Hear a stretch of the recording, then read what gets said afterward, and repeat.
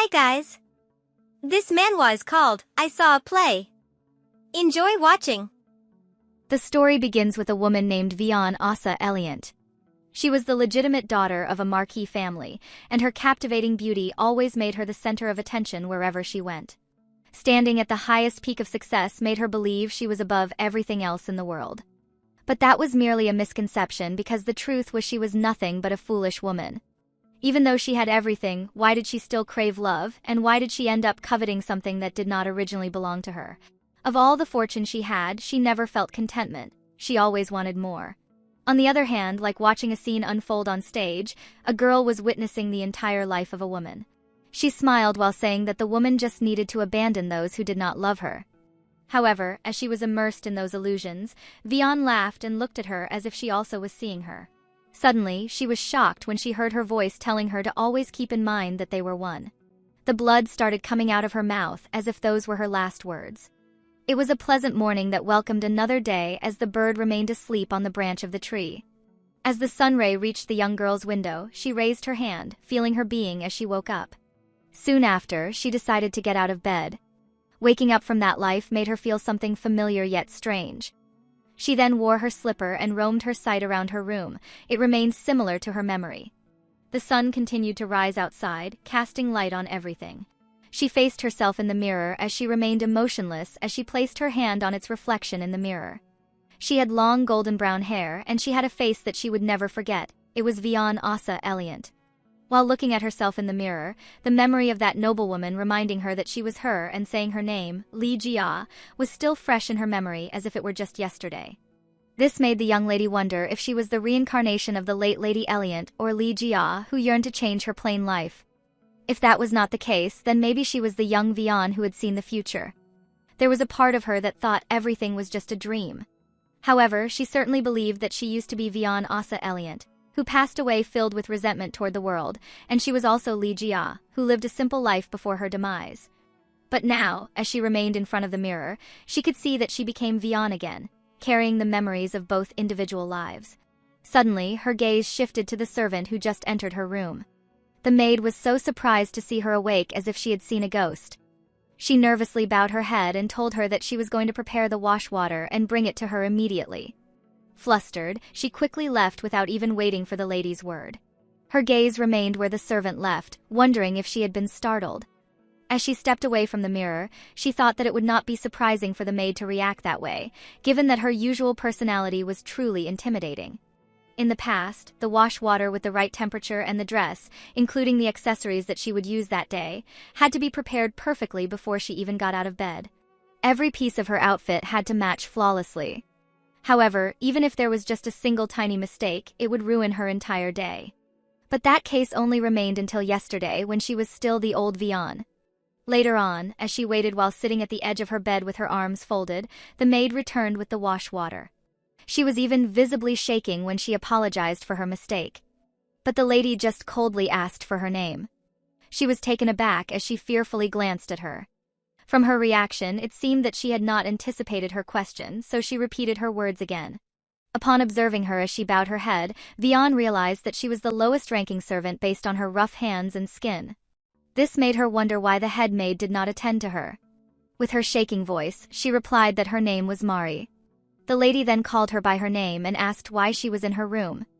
Her words made the servant freeze when she reminded her that she was the only legitimate daughter of the Marquee family. Therefore, no low-ranking maid assigned to the menial task should be serving her. Mari trembled that she could not even explain how the nanny sent her. She just suddenly lowered herself, admitting her mistake and pleading to be spared by her.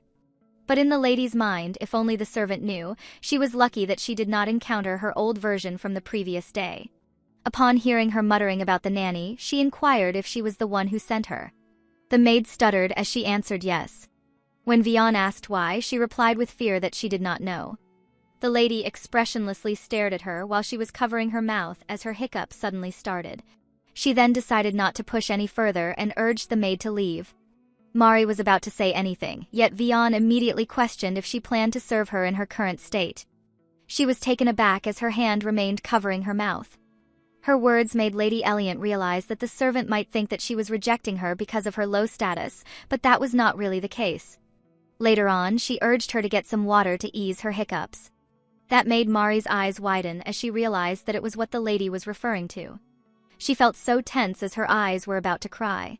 The lady even pointed out that she looked like she was going to faint soon. She also suggested the easiest way to stop her hiccup.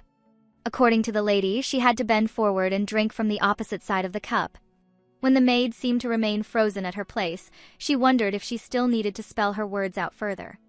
Her aura darkened as she ordered her to go out and call for another maid immediately. That made Mari run out in fear quickly. As her figure reflected in the water and she was left alone, Vian wondered if the maid was a fool or something. She also thought that the servant would not be able to handle it if she encountered the previous version of herself. Later on, other maids came, but she did not expect that they were not ladies' maids again. Lady Eliant thought that it was impossible for her nanny to not know her personality. When the two bowed their heads and told her to assist her, she could not help but wonder why her nanny would send her some inexperienced maid to serve her.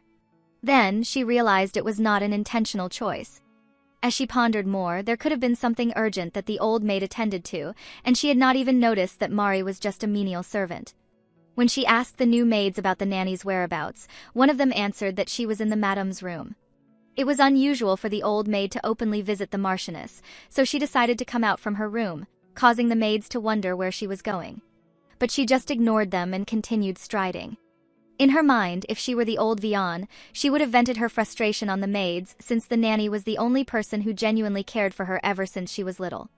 As someone who was very self-centered, she could not accept the idea that the nanny was prioritizing the Marchioness over her. However, she could not help but feel that the entire situation suddenly seemed like a childish game. As Lady Eliant made her way to the madame's room, the two maids just followed her. When she reached the door, there were two other servants guarding there, and they were surprised to see her. There, she confirmed that something was really off. They tried to stop her, but she firmly demanded they open the door. They flinched as they told her that it was not the right time for her to behave like that. Upon being aware of the miserable fate that was meant for her, she should live properly in order to change her future. She had never considered that thought before, but from that moment, she felt an unusual urge to see the Marchioness. She glared at the maids as they remained standing in her way, leaving her with no other option but to push them aside. She then forcefully kicks the door open to know what is really happening inside. Everyone in the room was startled when the door burst open, revealing it was their daughter who kicked it. The maids and the knight outside were nervous, fearing that they might be punished for allowing the kid to intrude on what was clearly an adult matter. Vian saw the nanny holding the Marchioness as if she was preventing her from doing something out of control while she was facing the Marquis. She just stared at them, realizing the reason why they all gathered there in one place. Later on, her father decided to leave the room, which surprised the Marchioness, as she wanted him to stay. She was so opposed to him leaving so suddenly that the madame yelled at him. The old maid, on the other hand, exerted her strength to stop her from resisting her grasp. As the Marquis exited the room, Vian followed her gaze to him, noticing how he did not even glance when he left. Looking back to the Marchioness, the resemblance between her and her mother was really undeniable. They looked absolutely the same, she and Lady Eliant, particularly in her final moments weighing her resentment toward the world. The Marchioness was the only daughter of a wealthy and influential count's household. She married Marquis Eliant at the age of 18 and earned her noble title as the Marchioness. For years, the lady kept on chasing after the Marquis, trying to win his heart.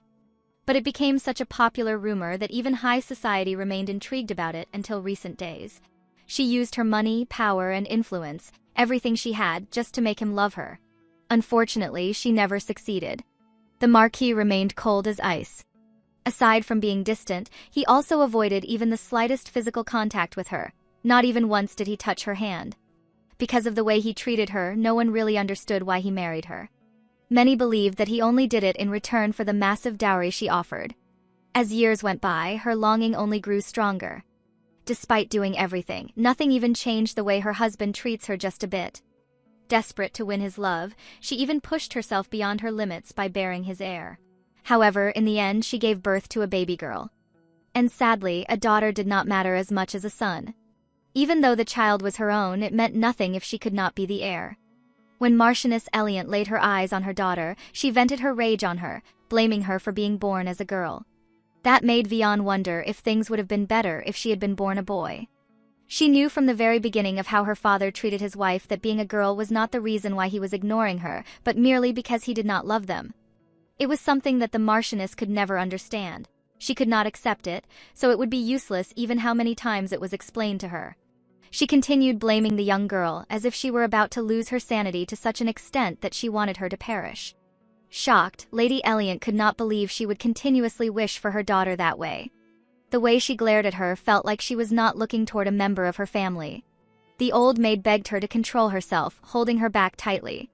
Later on, she managed to hit her abdomen, causing her to escape. Without wasting any second, she ran towards her daughter, gritting her teeth as she was eager to hurt her. Fortunately, the young girl was able to dodge her. After realizing that she was serious about taking away her life with her own hands, the place was no longer safe for her to stay. She decided to run away and close the door as fast as she could. The young lady closes the door tightly, as she is not able to handle someone who has completely lost their mind on her own. The guard then went to her, telling her about the latch.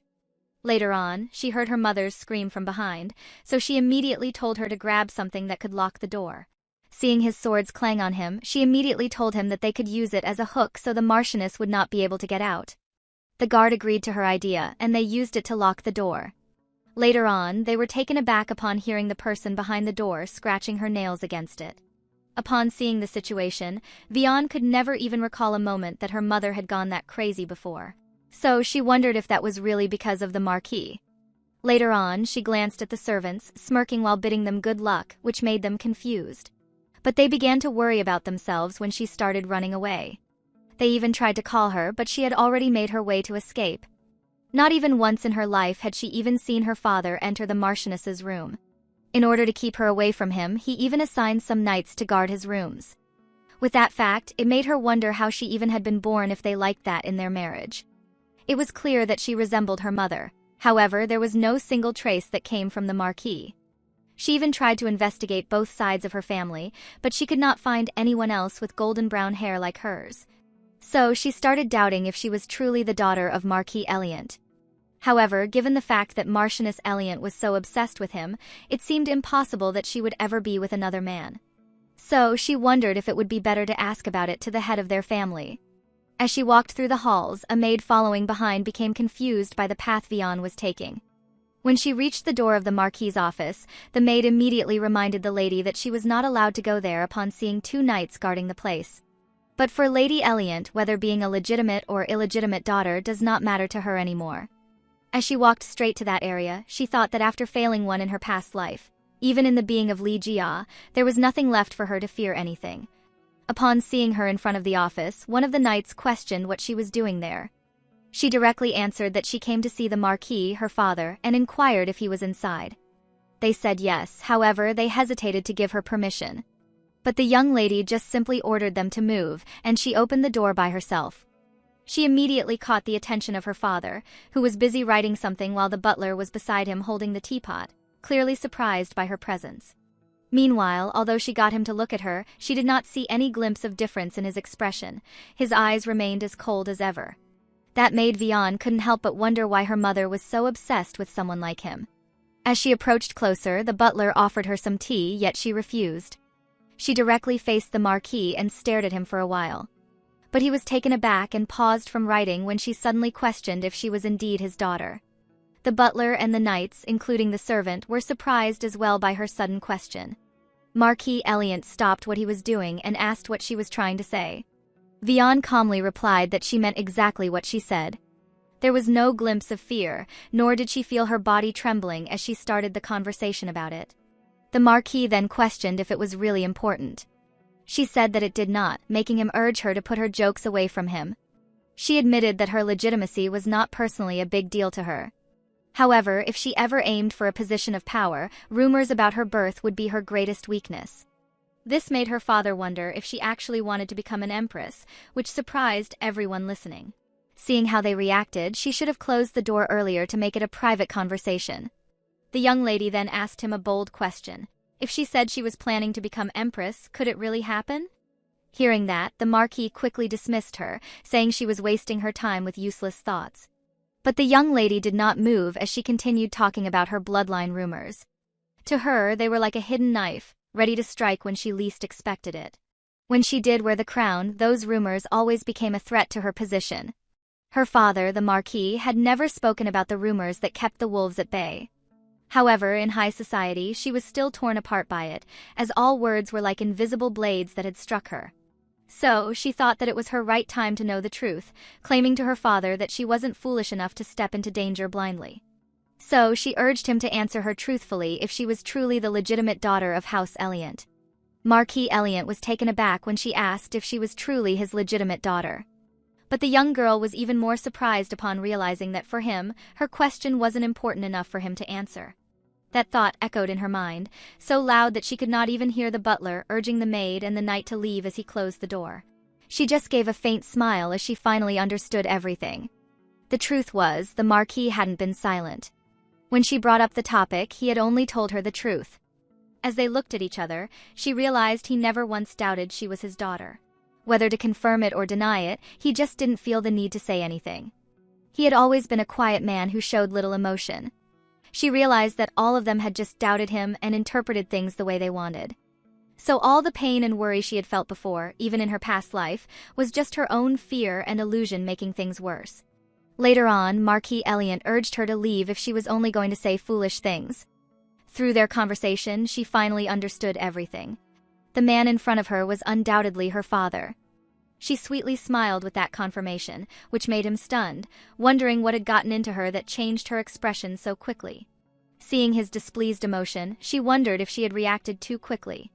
But then she noticed he quickly went back to his usual serious face as he turned to his writing.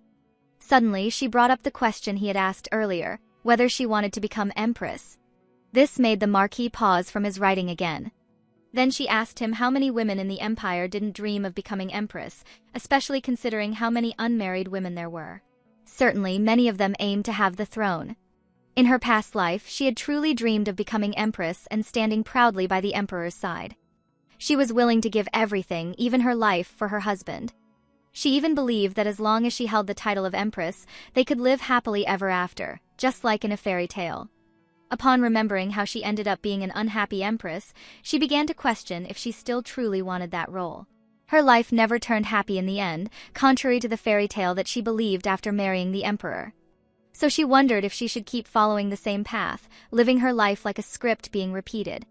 Even when she was Li Jia in her other life, she still questioned what kind of life would truly be right for her.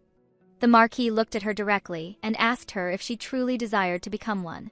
Vian was certain that she did, but she also understood that becoming Empress wasn't something one could achieve just by wanting it. That position was surrounded by countless interests and entanglements. It wasn't something she could simply choose to take or avoid based on her own will. She then questioned her father if her wishes ever mattered to him. Just as the Marquis was about to respond, they were interrupted when they heard someone enter the office urgently. This made her wonder if her mother was following her. But then she saw that it was the butler. It was strange because he had never entered rudely nor attended without his composure, just like how he showed up looking so distressed. This made the Marquis question what was happening. The butler even stuttered when he apologized after he interrupted their conversation. But as he began mentioning the Marchioness with his shaking voice, Marquis Eliant's eyes widened as he could feel that it was not good news. Upon looking at the trembling butler, Vian suddenly remembered something. As she thought about it, she was certain that she had seen him in that state. That moment was just similar to that day of waking up without her nanny by her side. After hearing that she had been urgently sent to her mother's chamber, she quickly felt infuriated. She ended up hitting the maid when she could not properly explain the situation since she was too nervous. Her temper still got worse as she also threw everything that she could hold at her. Even after she vented her rage, no one even tried to stop her, no matter how much she hurt Mari. Soon after, the butler came looking for her. He also showed up looking distressed, just like how she was currently seeing him. He had struggled to get the words out then, just as he was struggling now. As she remembered everything, she could not help but wonder how she had forgotten about that moment. Deep down, she already knew what he was about to say. With that, he announced that the madame had already passed away while lying on the ground in front of her widow's room. Days had passed, and they held her mother's burial outside the church. As the young lady looked up at the sky, she could see how the weather appeared to calm for a funeral. The area was filled with people wearing black clothes, showing their sympathy to the bereaved family. There were knights in the Marchioness's coffin. After the ceremony, her body would be cremated according to the proper funeral procedures and placed in the Lant family's columbarium. Since many people had attended, the cremation would only begin after the guests had left. That part of the ceremony was only exclusive to the immediate family of the deceased person. While the family stood in front of the coffin, the people behind them could only view the body until it was cremated. From the back, soft murmurs filled the air as guests whispered among themselves, wondering what was happening in the world for such a noble lady to pass away so suddenly. They expected that, eventually, the truth behind her death would come out, especially since they were still allowed to pay their respects and offer blessings before the end of the funeral. Since the Marquis had not revealed the cause of his wife's demise, most assumed it was due to illness. However, some doubted. They believed that if the Marchioness had been sick, word would have spread before her passing. Vian overheard people whispering about how the Marchioness might look even in her coffin since she was popular for being a beautiful lady. Hearing them thrilled to see the body made Lady Lant scoff in her mind at their vulgarity, as if her mom's funeral was some kind of public display. It made her wonder how many of them were actually mourning with them and how many were just there to gossip. Her eyes then turned to her father, who was just staring at the coffin while holding a yellow flower. The murmurs around them continued, with some people expecting that the lid would be opened sooner. As the Marquis gently placed the flower on top, they still waited, expecting to see the body. As it took them longer to wait, some of them thought that the Lant family was dishonoring the Marchioness, accusing the Marquis of being cold and disrespectful by not following traditional funeral customs. After what they had seen, they easily confirmed that rumors about their marriage were true, as the Marquis stepped back without even opening the lid. Upon listening to them, Vian gripped the flower tightly, knowing that, like her, they had misunderstood her father's cold attitude. When one started the topic about Lady Lant's rumor, one quickly told her to lower her voice before she got to hear them. But the lady had already heard everything. Back then, when she didn't know anything, she couldn't stand the Marquis' cold attitude, the people whispering, and their pitying looks. In her previous life, she had not controlled her anger at the funeral. The Marquis didn't stop her when she was storming out, and she was sure he would ignore it again if she did the same now. However, Lady Lant was now different. After she understands her father's attitude, she does not feel the need to be in a rage. Just as the maids had only looked away for a few seconds, she jumped out of the window of her room, which was on the 3rd floor. The ceilings in the Marquis house were very high, much higher than any place Li Jia had known in the modern world. It was rare for funerals where the body wasn't shown. The only times this happened were if the person passed away from an infectious disease or if their body was badly damaged and too hard to look at. Even then, the family had to inform everyone ahead of time and ask for their consideration. However, taking one's own life was considered taboo in the empire. Those who took their own lives were denied a proper farewell and were not granted blessings for the afterlife. It was as if their heads were taken off, depriving them of their rights to see and to be seen. The Marquis has already issued an order that would give their family the right to keep the reason for his wife's demise from the public. Even she had not known about it until her nanny told her. From then on, everyone thought that she passed away from an illness since it was what had been recorded. The people watched quietly as the family stood silently before the coffin. She realized that regardless of her true case, she must show proper respect to her mother. Just like what the Marquis did, she put the yellow flower on top of it. As she gazed at the closed lid, many thoughts filled her mind, about how others had questioned her mother's purity and how she had never truly become a mother to her. Later on, someone came which surprised the Marquis, as he did not expect them to come. While Vian was just staring at the coffin, her attention turned to the newly arrived person, wondering who it could be. As her eyes shifted to the newcomer, she wondered who it could be. But that person was Count Pisson, her maternal grandfather. Since he was the father of the Marchioness, it made sense that he would come. She could admit that she had completely forgotten about him. He went closer to the coffin and put the same yellow flower on it with his trembling hands. The way he lowered himself, everyone could see how he mourned for his daughter's loss. Upon watching him, Vian could not help but wonder about the weight of devastation he felt for letting go of his only daughter that he loved and raised alone. Though his eyes showed no tears, it was clear how deeply it pained him. Seeing that scene in the first place really weighed on her heart. Suddenly, the Count lost his balance, making her worry for his safety. He seemed startled himself and was about to fall, but someone behind him caught him just in time. The person from behind then inquired if he was all right. It brought relief to Vian upon seeing that he was now safe. However, she wondered who that person was. Upon observing how the Count allowed him to be close to him like that while assisting him, she could tell that he must be someone he also deeply cared for. Later on, she noticed his gaze through the corner of his eye. She jolted upon sensing that stare and wondered if she was just imagining that. However, she confirmed that she was indeed glaring towards her. She wondered why, as it also irritated her. That irritated her, so she glared back as if to challenge him. After a moment, the man looked away, which made her scoff. She had expected some kind of reaction or words, but they just turned and began to leave. Upon reacting that way, she felt embarrassed with how she worked herself out for nothing, while the Marquis beside her just remained clueless as to what she had done. Still, the visitor's face lingered in her mind. As to her, they looked familiar. The funeral lasted for 3 days. On the final day, her body was cremated at a crematorium where only immediate family were allowed to enter and witness how the coffin was slowly swallowed by fire.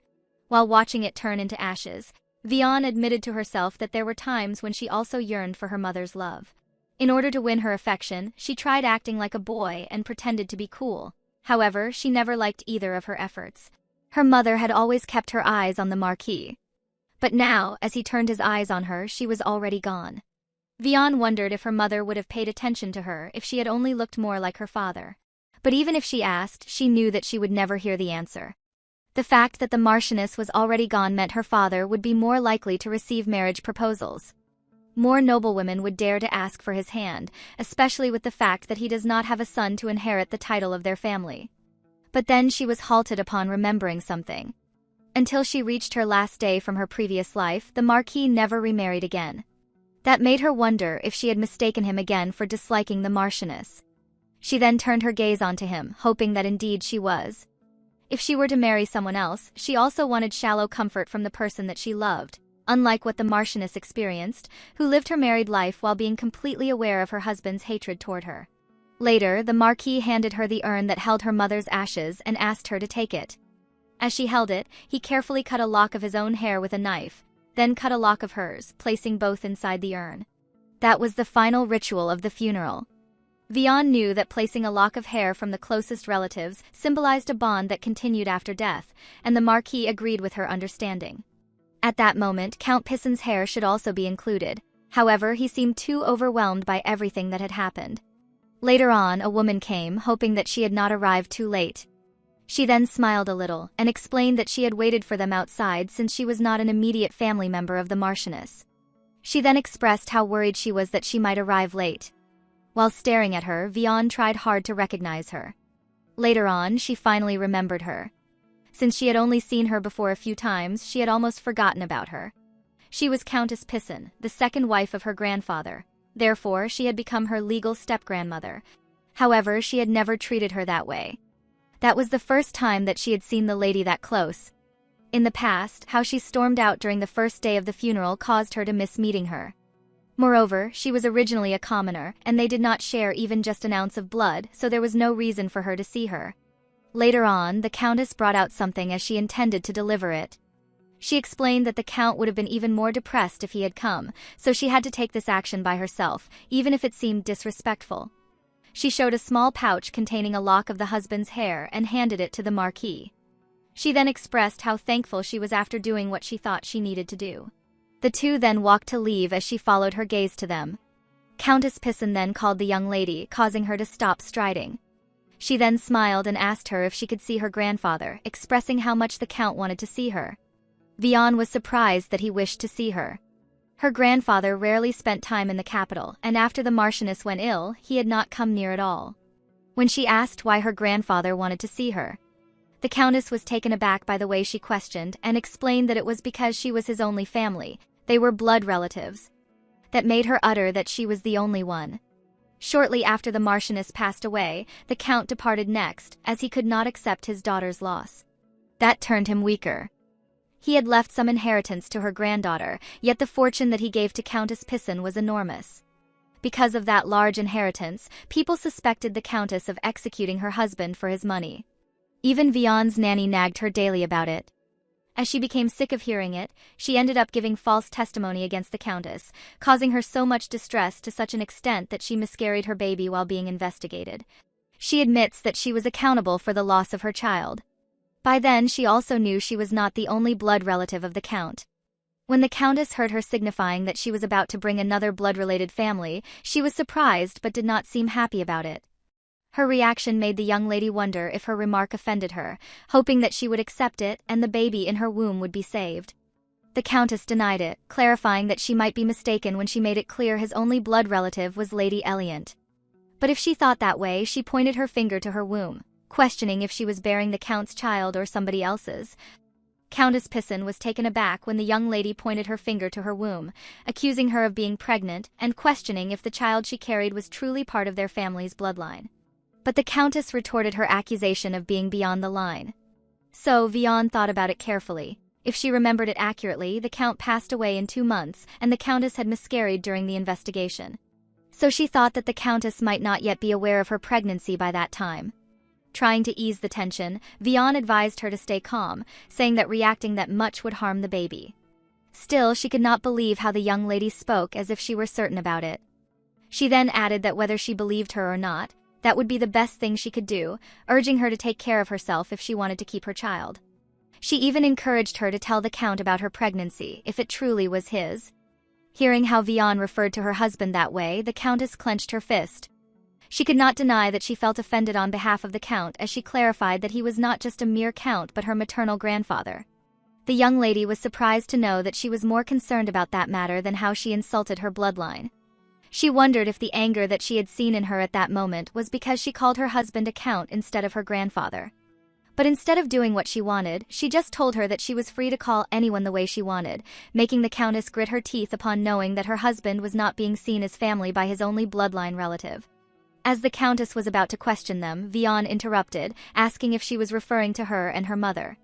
Struggling to say what she meant, the Countess hesitated, but Vian quickly claimed that family didn't mean much to her. Before she passed away in her previous life as a noblewoman, she had longed for her birth parents' attention.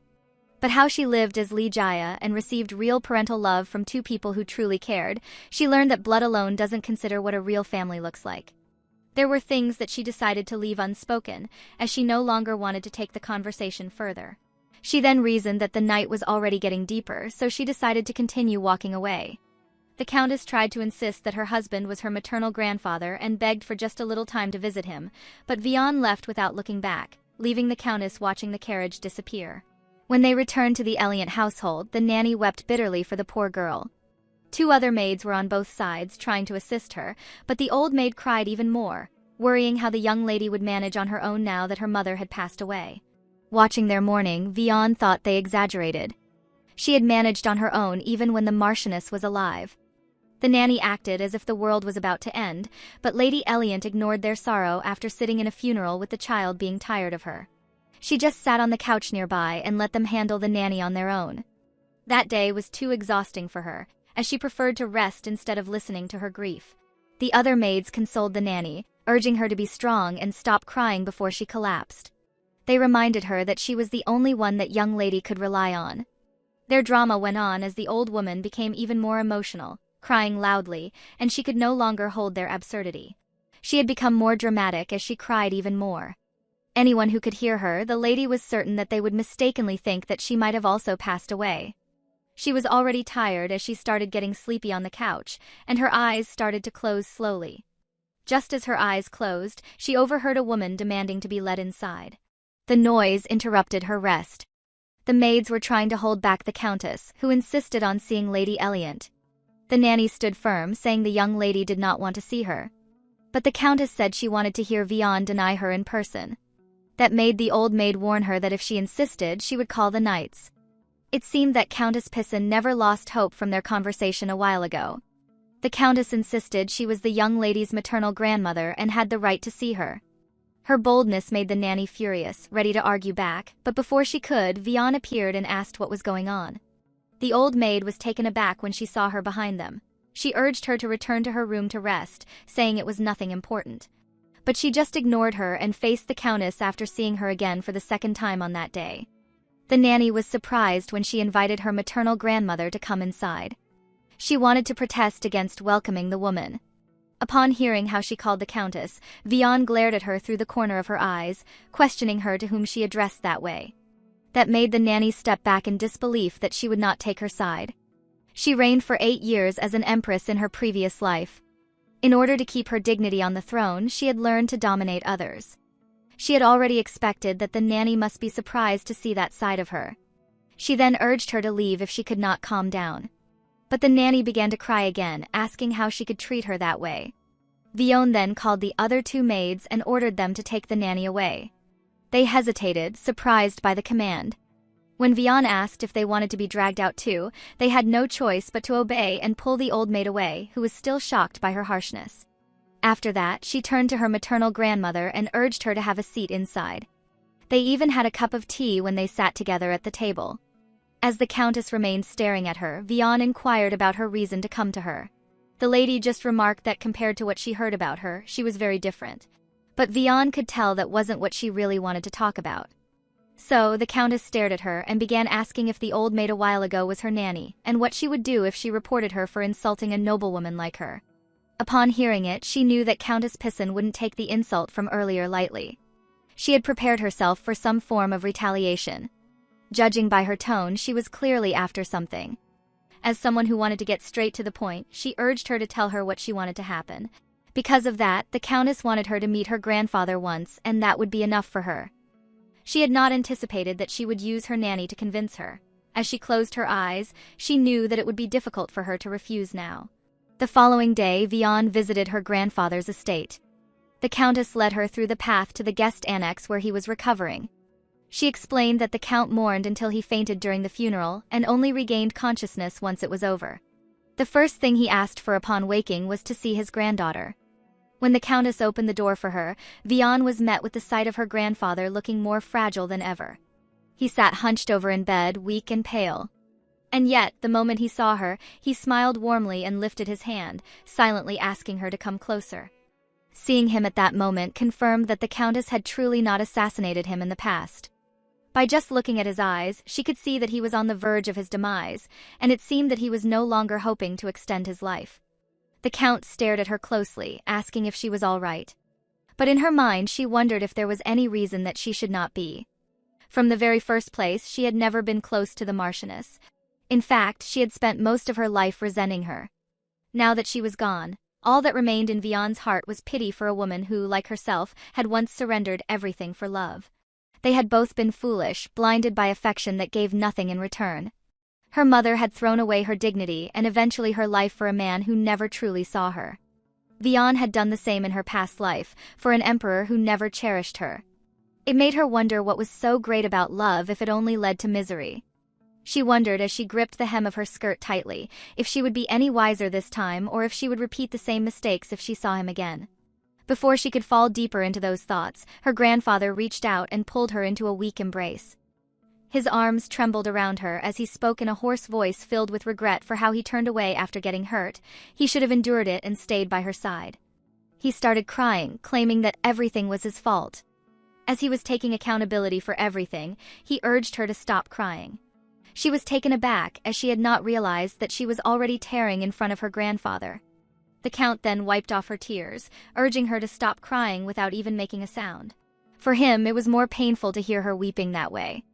At that point, she had not stopped herself from crying vulnerably in front of her grandfather.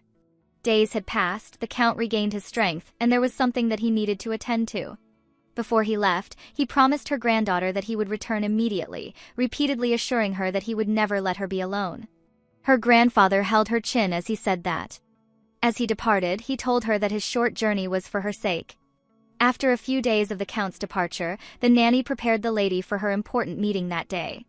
She cheerfully asked her which dress she preferred when she woke up. Hearing her high energy made her wonder if she had made a mistake by letting the nanny stay, thinking that it might be better when she was upset about the encounter that she had with the Countess. However, for the lady, how the nanny forced herself into high energy was quite exhausting, and she even wanted to cover her ears. Still, she knew she had to talk to her properly since the nanny had raised her. She couldn't afford to neglect her. The nanny then urged her to be focused since visiting the imperial palace required more caution. It was not a place to just simply wander around. Moreover, she pointed out how remarkable a lady she was for receiving the invitation from the empire at such a young age when they usually send it to those ladies who were of the right age. However, as the nanny searched for the dresses, nothing felt right for such an important place.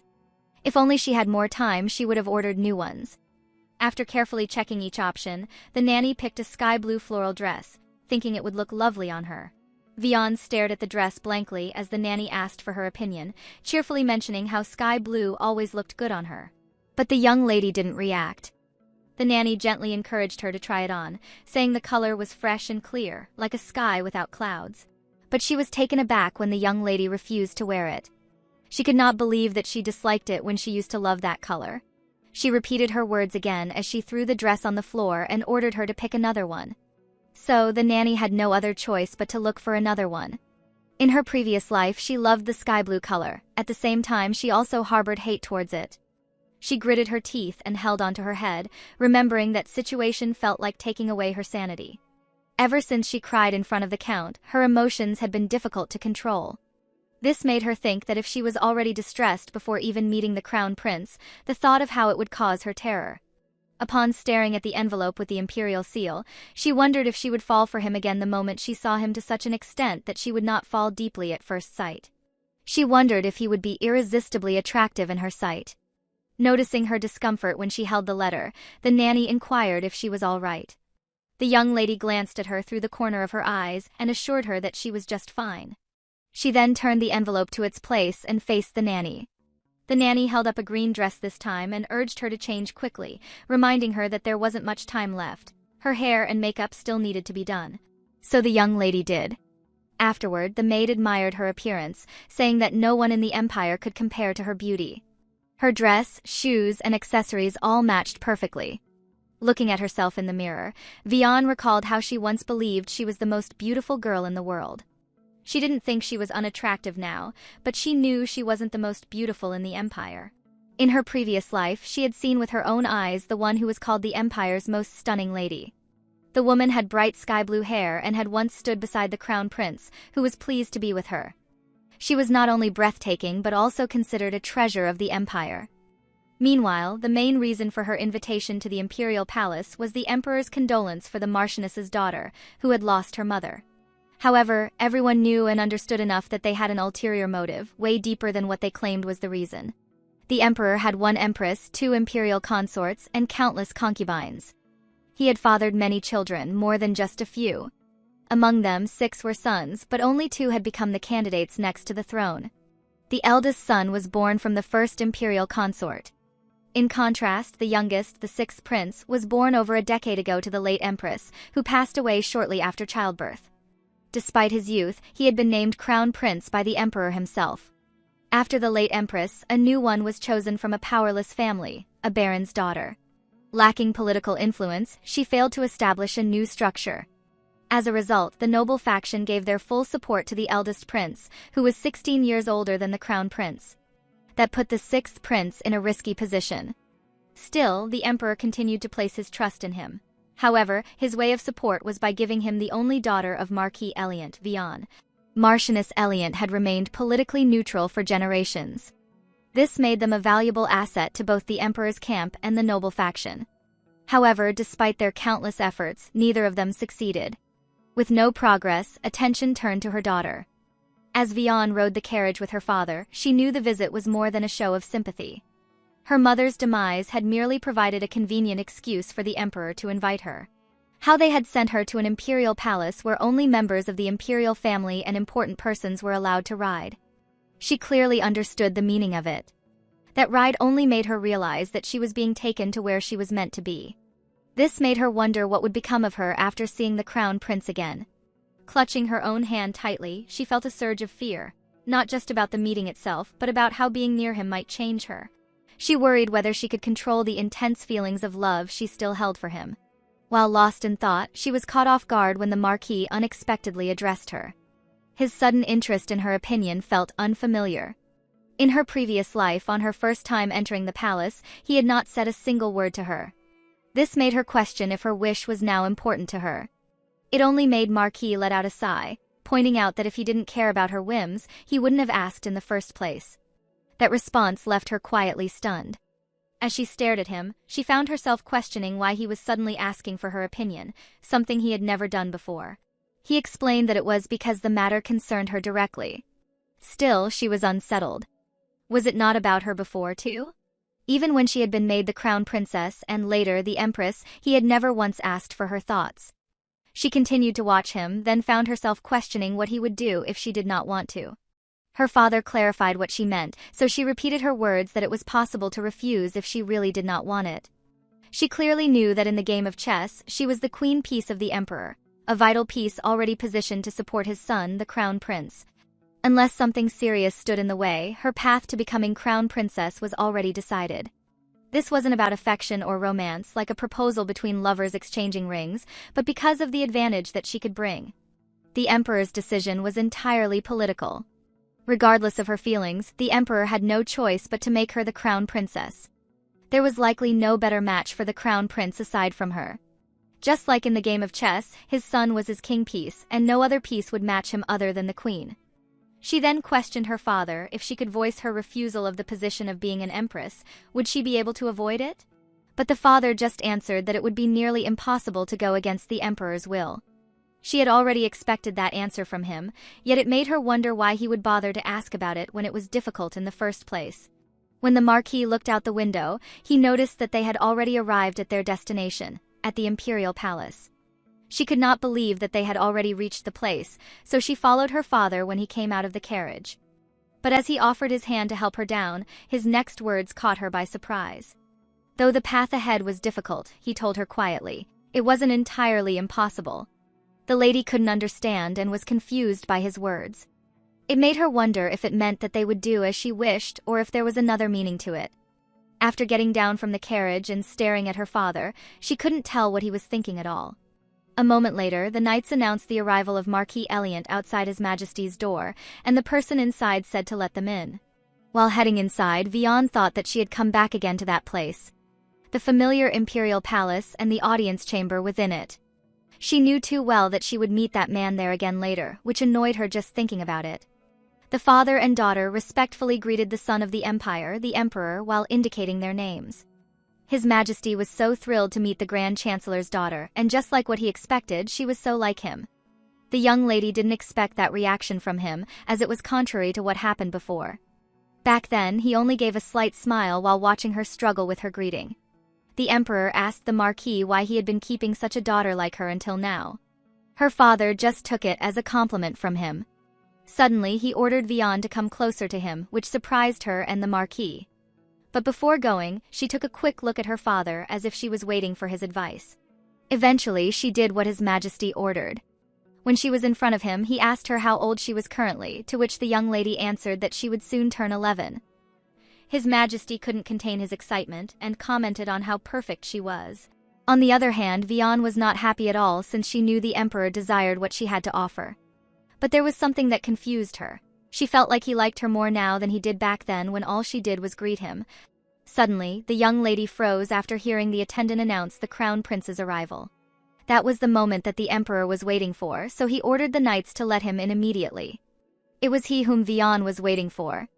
She couldn't help but question herself if she would end up loving him so deeply again as to destroy her life like before, or if he wouldn't matter to her anymore. When the crown prince was in front of them, he greeted his father with a big smile on his face. The young lady thought that he looked much younger than the last time she saw him, but since he was just 14 currently, that explains it. However, she couldn't deny the fact that back then and even now, he truly had a beautiful face. She then introduced herself to him as the eldest daughter of House Eliant, Vian Asa Eliant, and greeted him as the little son of the empire. The crown prince's smile was gone as he was surprised to see the young lady in front of him. Suddenly, His Majesty ordered his son to come closer to him to where Vian was. Just looking at the two side by side in front of his two eyes, his expectation didn't fail him. As for what he had in mind, the young lady and the crown prince were a perfectly matched pair.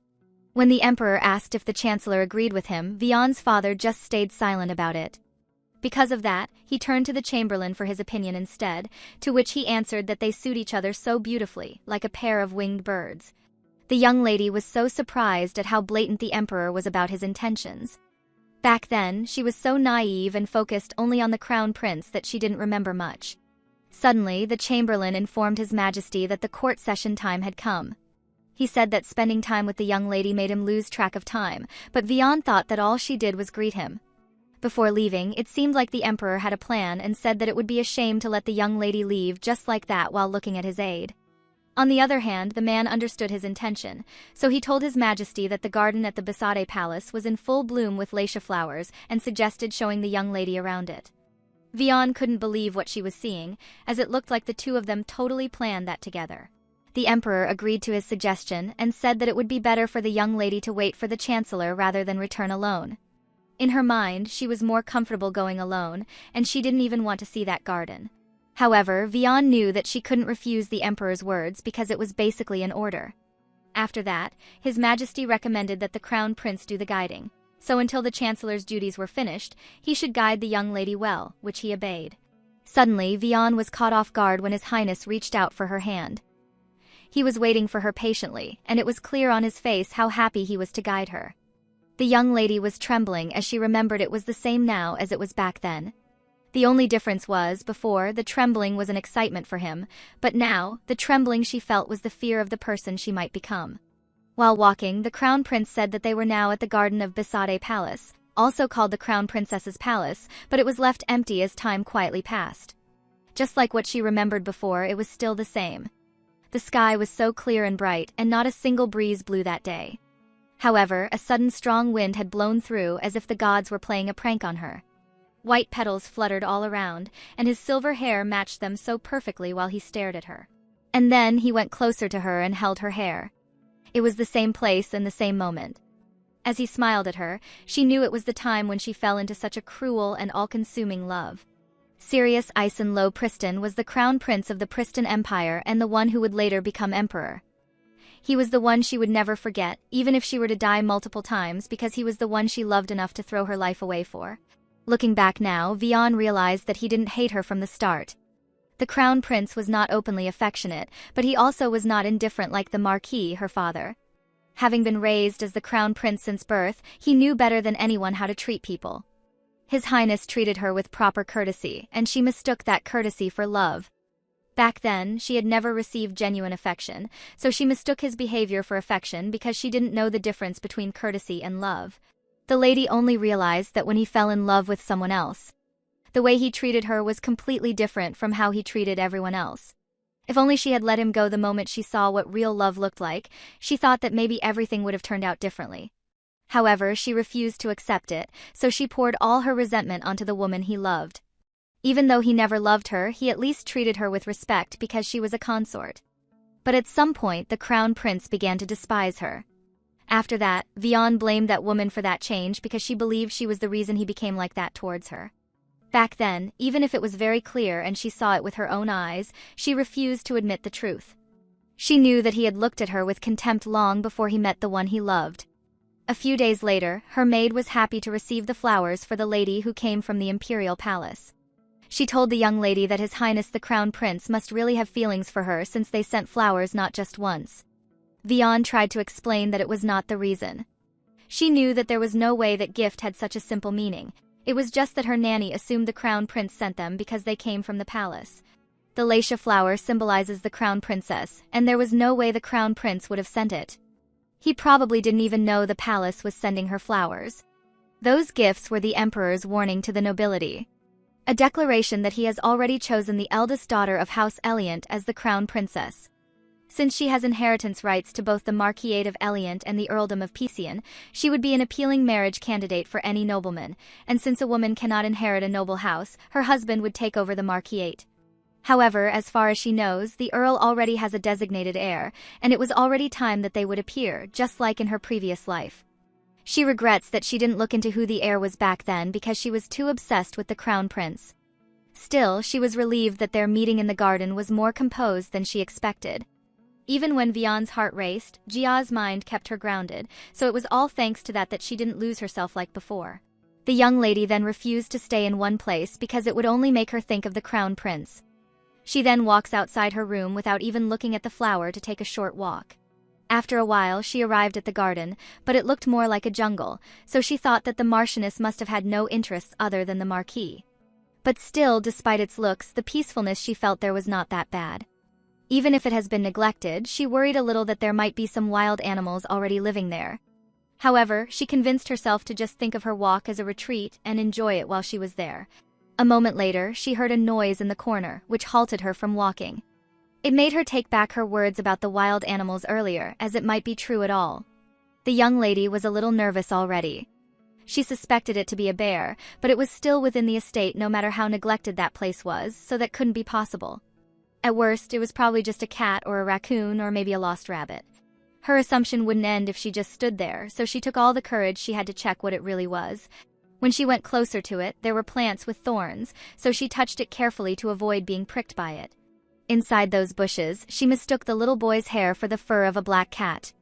Just looking at it, she thought that it might be hurt or something, as it was not moving, so she decided to help it. The young lady then grabs it and pulls it out from those plants carefully. She blamed her soft spot for animals, that was why she was helping it. A second later, both of them crashed to the ground, but no one was hurt badly, so it was a success for her. However, she still was not aware that the one she pulled out was not an animal at all. When she looked at it to see what kind of creature it was, Vian was greatly surprised. At first glance, she thought it was her puppy when she was still Li Jia, but she realized a second later that it was actually a child. After that, the young lady went closer to him, and she was just staring at him to see if she knew who he was. The little boy got confused with her actions and was kind of nervous about how she looked at him. On the other hand, Vian was still looking at him intently, as if there was something running on her mind. She then touched his face so suddenly and squeezed it a little, which shocked the little boy. For her, she finds it interesting because even though he was not an animal, he still looked like one. Suddenly, they heard people talking as if they were looking for someone, and the little boy flinched upon hearing them. He then started trembling, which surprised the young lady. The people wondered where that tiny thing had run off to. Vian now realized that they were looking for that little boy with her, since she heard them talking about her getting mad if that kid ran into her. Because of that, she suddenly got up from those bushes and asked those servants what was going on. Those maids were so surprised, as they didn't expect the young lady to be there. She then warned them not to let her ask them twice since they were not answering. While they were having a hard time coming up with an excuse, Vian told them that she was now the mistress of the house since the Marchioness was now gone. That garden also belongs to her now. They entered her garden without permission, and now they wouldn't answer, so she took it as a defiance of their master. When they heard that, the two maids suddenly apologized and asked for her forgiveness. The young lady took a quick look at him while he was covering his mouth to avoid making a sound, and she already knew that they had come there because of that child without the need to hear their answer to her question. She then covered the little one with her dress so they wouldn't see him and said that they were being too loud. The two were so scared that they couldn't process what the young lady was saying even after ordering them to leave. She repeated her order and told them that she would be informing the nanny about their encounter, so they should prepare themselves to be scolded. The two hurriedly went their way after giving their thanks to the lady and left her alone. After that, she turned her gaze towards the little child beside her and wondered what she should do about him. It was their first meeting in her second life, but she already knew he was Lant Byron Eliant. Not long ago, after the Marchioness passed away, the Marquis brought Lant into the estate. At that time, Vian only learned about his presence long after he had arrived. Her nanny wept for days, mourning the poor Marchioness. Because of his existence, she began to despise him. Her pride was shattered at the thought that she was no longer the Marquis's only child. Unlike her, Lant bore an undeniable resemblance to him.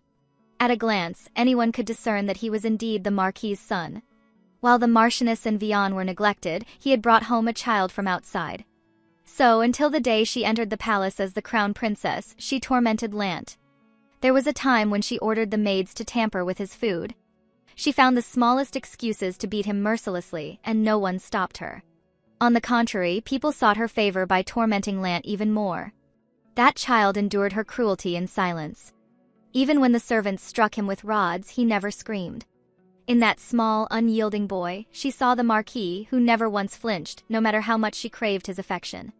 Back then, Vian was a coward. Unable to unleash her rage on her father, she directed it all at Lant instead.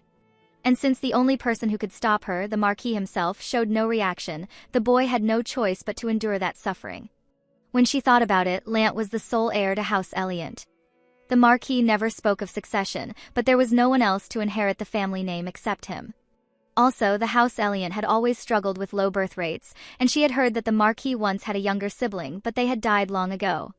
If that was the case, Vian couldn't help but be confused as to why the Marquis didn't stop her from tormenting Lant, since he was the one who could be the next head of the house. Instead, their father merely sent Lant to the annex and ensured he received only the necessary noble education. Looking at the kid right now, it doesn't matter to Vian anymore since she has not started tormenting him yet. She used to hate Lant, but seeing him in that state, she felt compelled to take care of him. The lady thought that maybe it was because he reminded her of Torong, the pet dog she raised when she was Li Jia. She then told the kid that he wouldn't have gotten off that easily if she were the old Vian and asked what he was doing there when he was not supposed to run into her. However, Lant didn't answer her, which made the lady think that he was like their father, who had no reaction at all. Since he was not talking to her, she just invited the kid to go inside, as they needed to treat his wounds first. But before that, Vian was thinking about where she could take him. Her nanny was in her room, so it was not possible there. If she wants to treat Lant's wounds without the maids or the nanny noticing, she can only think of one place. Since it was only possible to treat him quietly in that place, she reached for his hand and went there immediately. That kindness was new to the little boy, so it made him adore her. Lant didn't hesitate to grab her hand, and the two walked holding each other. Vian guessed that Lant was about 4 years younger than her, and the last time she saw him he was already quite grown. He was also taller than the Marquis and had broad shoulders, and since she didn't know much about him, she assumed that he was pretty popular. No one could have imagined that such a tiny Lant, who was with her now, would grow so big in the future. While walking, they heard the maid's voice looking for the little kid. They were worried that the butler would scold them if he found out that the boy was not with them. Vian, on the other hand, noticed that Lant was avoiding the maids so much, even though she had not started tormenting him yet. But she realized the answer to that when she heard the maids cursing the little boy. It was unexpected for her to hear such words from them. Lant clearly looks like the Marquis's son, so it made her wonder why the maids were acting like he was some kind of troublemaker. If he were a real delinquent, it would make sense, but he doesn't seem like that at all. In fact, he was a quiet kid. Because of that, Vian couldn't help but assume that there was definitely something going on in their household that she was not aware of. She understood it a little since the master of that state has little interest in housework. The butler and the nanny practically run everything around there. Since the maids were under her nanny's supervision, up until that moment, all the servants searching for Lant have been maids, so there was really something going on, and she needs to figure it out soon. A moment later, the lady knocked at the Marquis's office. When the aide opened it, he was surprised to see who it was. But what was more surprising for him was that the lady didn't come alone. She was with the young master. Vian just walked inside without explaining anything, even when the aide asked what was going on at that moment. The lady just asked him to bring some medicine after the two sat down, which he immediately obeyed. While she was getting out those leaves from Lant, the Marquis suddenly asked what was going on. That surprised the lady, and she noticed that her father was paying attention to her lately, which confused her. But before she could give him an answer, the aide arrived with the box of medicine. As he applied it to the young kid's hand, he knew right away that it was scratches from something sharp. He also saw that Lant's cheek was slightly swollen, so it made him wonder if someone had hit him. His words made the lady feel guilty, and the Marquis was also staring at her, so she had no choice but to tell the truth. She embarrassedly admitted that it was her fault, which surprised the aide. Vian explained that she grabbed him because he felt soft and interesting, and it turned out like that. She realized that she had been too rough on him. She also instructed the butler to pay more attention to Lant, as his skin must be really sensitive. After that, the lady ordered him to bring some cake to her room once he was done with the treatment, which he agreed to. Before leaving the room, Vian looked at the little kid happily and said that he should also come. That surprised the little boy, as no one in that house had paid attention to him up until now, but suddenly the lady, who was his stepsister, became nice to him. A moment later, all kinds of cakes arrived in her room, and it was all for the little kid to try on. Upon seeing them, the young master couldn't help but be overwhelmed by the delicious food in front of him. The lady saw that he was hesitating to take a bite, so she told him that it was okay to taste it. However, the way he grabbed the cake was unexpected, as he was using his hand to eat. It was very clear that he still hadn't received any proper table manners, even though he was the young master of House Eliant. Before the little kid could even taste those cakes, the servants behind him started mocking him openly in front of the lady, which scared Lant. Vian, who was watching the situation first, thought that it was fine if she tormented him. However, she hated it when the others were the ones doing it. Because of that, she looked at those maids and ordered them to leave, which surprised them. The lady got angry as they started talking back lately, and since they were a bit confused when they heard that, Vian threatened them that if her words didn't sound like words to them, she would show it through action. They knew she was not someone they should mess with, so the maids apologized for their rudeness and hurriedly left their masters alone. Seeing how the young Lant trembles at even the slightest sigh from her, she wonders if he has been abused. Vian finds it troublesome, as she had no intention of forming deep relationships with anyone, but she thought that having one child around shouldn't change anything. She then asked the little boy if she should punish the maids who had blatantly insulted him earlier, which surprised him. While touching his face, the young lady said that she would scold them for him if he wanted it, so she asked him if she should punish them. Before getting an answer from the little boy, he lowered his head as if he were thinking of something. He then shook his head in response that there was no need for that, which confused Vian, so she asked the reason for that since the maids were mocking him. The young lady told him that they should be punished if they had done wrong, and it was a grave mistake to mistreat him in their own house. Little Lant whispered the word, hurts, but Vian couldn't hear it clearly, so she asked what he was saying. Suddenly, the young boy burst into tears while stating that punishment hurts. That was why he didn't agree to what she suggested earlier. That greatly surprised the young lady, and at the same time it pained her to see him crying like that as if he had gone through it. Since she couldn't bear it anymore, she hugged Lant tightly to comfort him. Vian pats his head and says that she wouldn't punish them if he didn't like that idea. She knew there was something to it, so she told herself that she needed to sort things out soon. But before doing that, she should take care of what her puppy needs first and tell the little boy to let out everything that was pent up inside him. The young lady called him her little puppy, and she thought that he was her first possession in that life. A moment later, Vian went to his father's office to discuss something. When she was finally seated, the Marquis asked what her business was there. Looking at him, she thought that she must make sure that in that life, Lant didn't turn into that emotionless ice block of a father of hers. The young lady then stated that she needs a teacher while sipping her tea. That confused the butler, and she said that she already has instructors for etiquette, culture, history, mathematics, theology, and more. When Vian heard that, she thought that she actually didn't attend the lessons. She told them that she needed the very best teachers in each field, which raised confusion for the Marquis as well. Her father asked the reason behind that, so she answered that she wants to educate someone. When he inquired who she was referring to, she told him it was Lant, which caught the Marquis's attention. It was a sudden request, so he wanted to know first what she was planning, to which the young lady answered that it was exactly what she said. She needed the best teachers to educate Lant. She also told him that she wanted to dismiss all of her current tutors since she already knows everything they teach anyway, but she didn't actually share the reason for that to avoid suspicion. To end their conversation perfectly, she smiled at her father brightly while saying that she trusted him to grant her request. The young lady then stood up and excused herself from the Marquis, as she knew he was always busy. However, before she could reach the door, her father asked her why, which stopped Vian from walking. He wanted to know the reason why she was suddenly showing an interest in that little boy. The young lady didn't hesitate to answer and said that it was because he was hers. That confused the Marquis, so the young lady explained that she wouldn't tolerate anyone looking down on her pup. Because of that, Vian plans to make the young Lant learn everything and make him the best. That was why she needed his cooperation on her demands. If she wants to make that child the Marquis of Lant, that much is necessary. She needs to invest in him generously.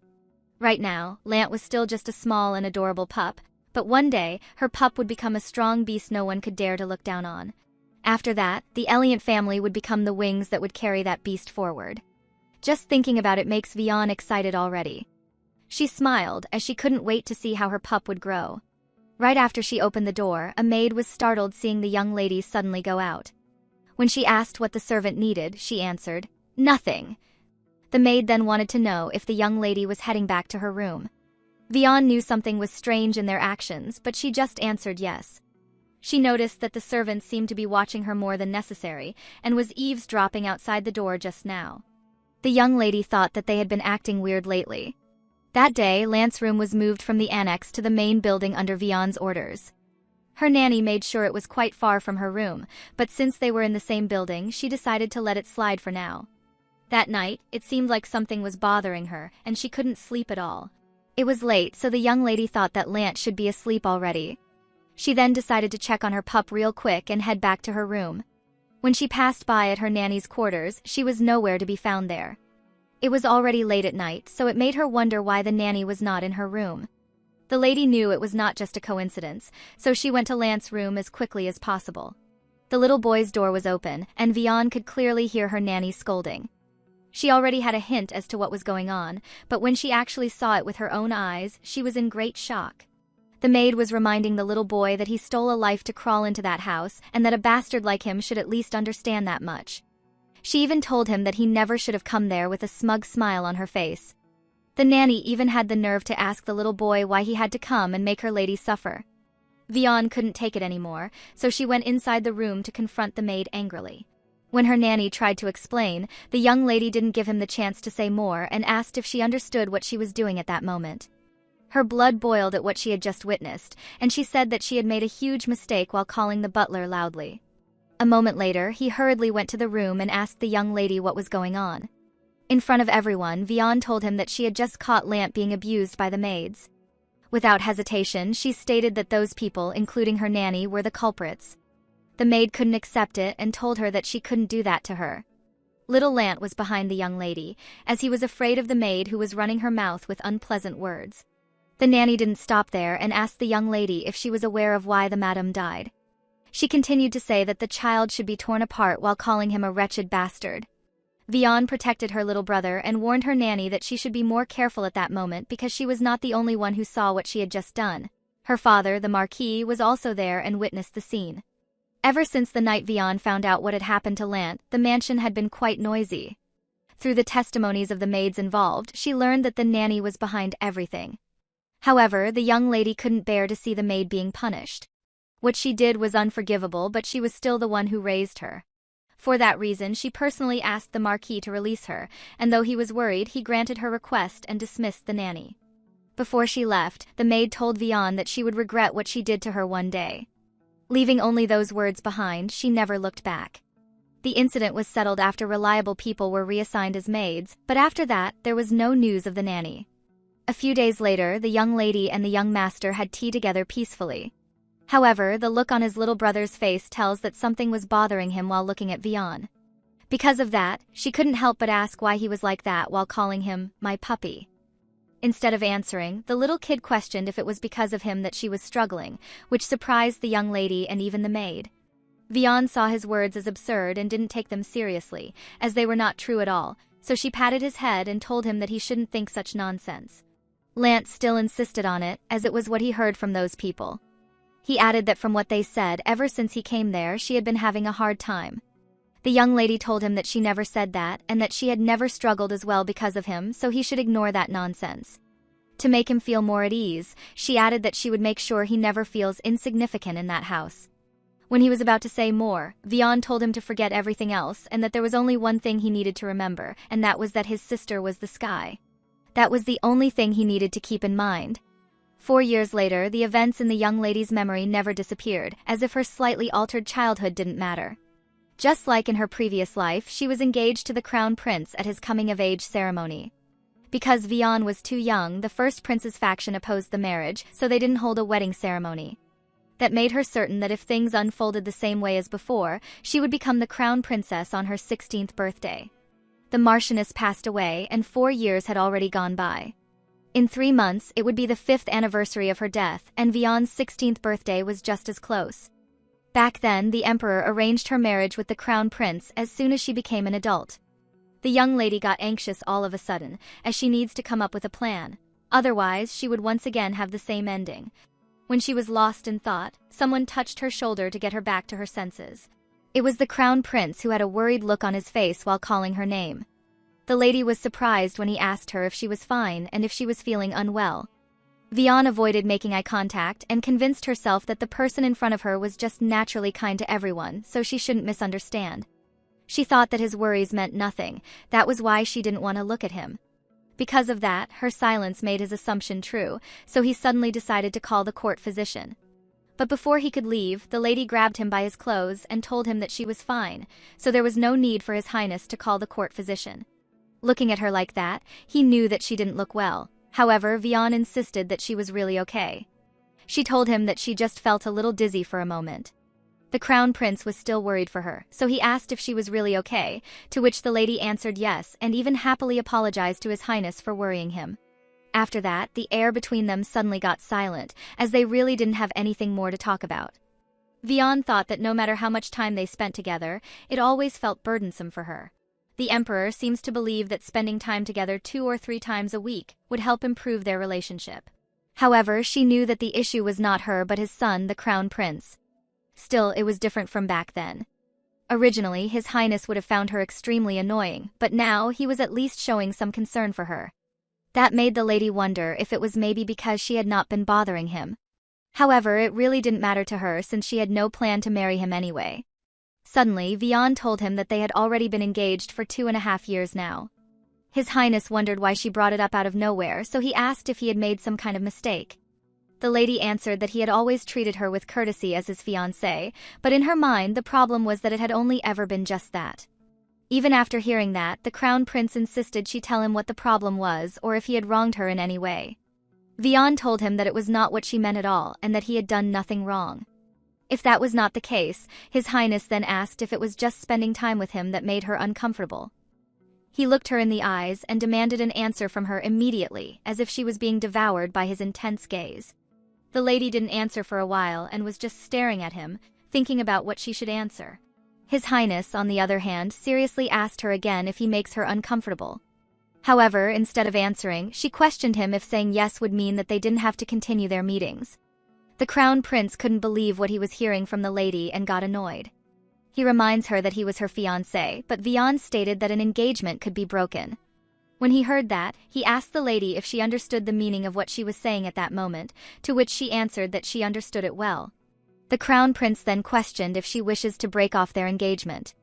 When she said yes, His Highness wanted to know why. Since he wouldn't let her go with that topic, she told him the truth and said that she didn't love him. Just hearing those words made the crown prince burst into laughter, as he found it absurd. He then said that he never knew she was such an amusing person and that she has quite the talent for surprising people. However, his reaction turned cold again when the lady stated that she was not joking at all. His Highness still couldn't believe it and couldn't tell if she was naive or just pretending to be. He told her that among royalty and nobility, marrying for love was incredibly rare. The crown prince added that marriage was not just between two individuals, it was a union of families. It is a means to solidify mutual interests. Since she was born as a noble and has enjoyed her family's privileges, it would be best to marry for her family's benefit. Upon hearing that, Vian wondered if she really had to follow that path if it only led to tragedy. She didn't want to waste her time on something like that since life was short. The lady then told His Highness that her dream was to meet someone she loves and spend a happy life together. That happiness that Li Jia knows, but the Vian of that time never did. She decided that she would absolutely have that happiness, so she told him that it didn't have to be her standing by His Highness. Their engagement was based on conditions, so if there was a lady who suited him better, it would be a better choice for him. However, despite saying that, the crown prince told her that she was mistaken about something. He adamantly stated that there was no one who met the conditions better than Lady Vian. She seriously looks at His Highness and asks if he is sure there are not any. In her mind, she was determined to do her best to prevent the marriage to him. She never cared about others' opinions or how they saw her in the first place, so there was no need to look good for him anymore. Vian thought that she shouldn't pay attention to it and just go all out. Because of that, she suggested to His Highness that she could find a lady who suits him perfectly if he wished. The crown prince didn't argue anymore and said to concede to that 100 times about having someone with better conditions than her. However, it looked like it didn't matter to him at all, which annoyed the lady.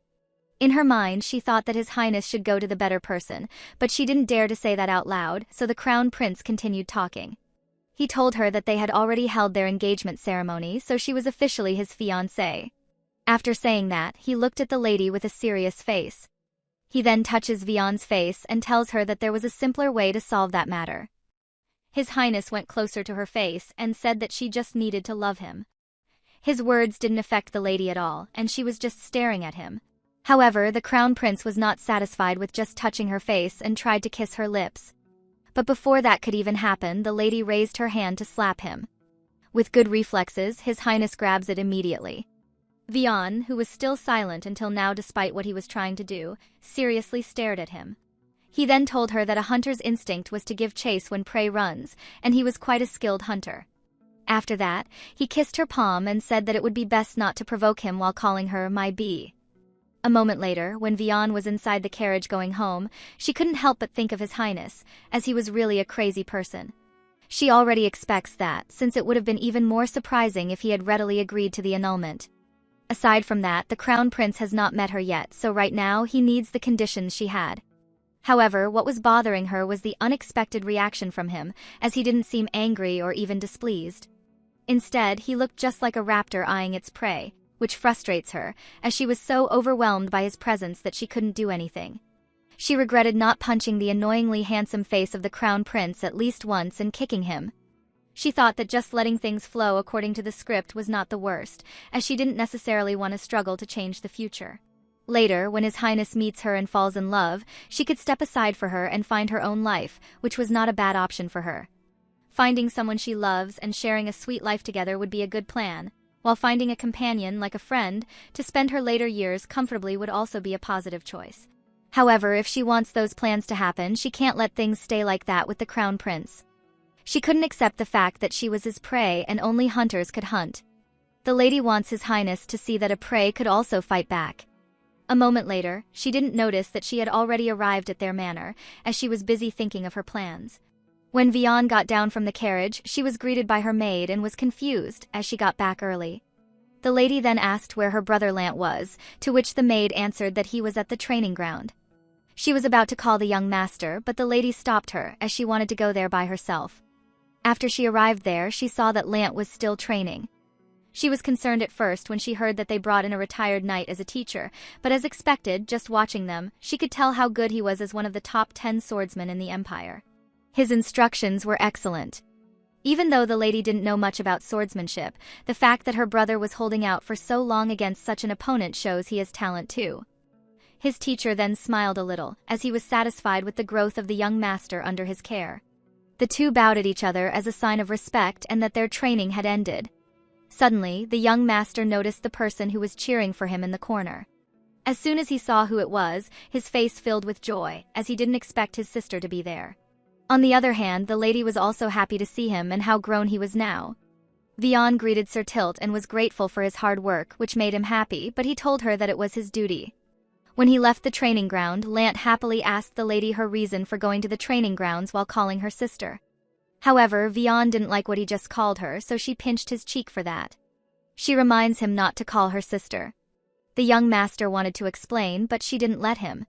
It annoys her, as he looks like some gigolo seducing rich older women. She then asked if he was completely ignoring his sister's words now that he had gotten a little older. Lant touched the lady's hand and answered that his sister's words were the law. He then added that he had not forgotten about it. After saying that, his face suddenly changed as he noticed something about her. She seems to be in a particularly bad mood, so he asked if something had happened at the palace. The lady answered yes and said that she got bitten by a mad dog, a top-tier mad dog.